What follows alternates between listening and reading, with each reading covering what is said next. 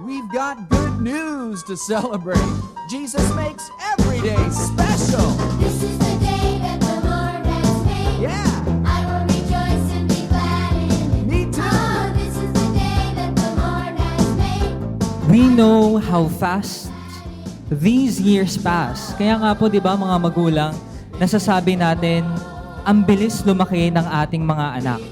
Totoo po yun. Ang bilis ng panahon, hindi natin namamalayan.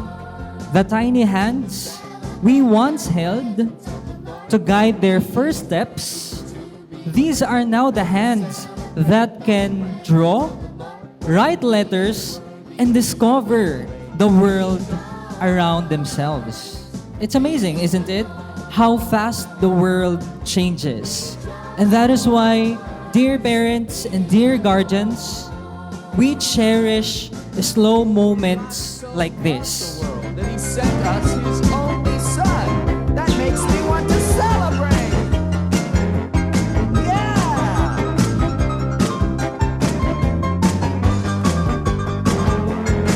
Hooray for God's love.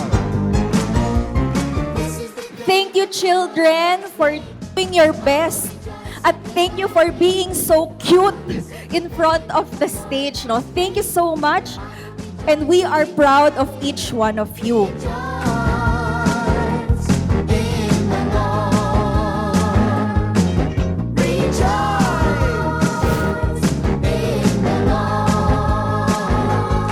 Celebrate. Alam niyo po, it is not easy to be a teacher. Marami pong challenges, ano po, may malilikot po na mga bata, but they do all of it with so much love and with so much patience. So lagi po nating parangalan ang mga guro na humuhubog ng kaisipan ng ating mga bata. Celebrate. Celebrate the presence of the Lord for Life is always better when you do it with Jesus. When you are together with Jesus.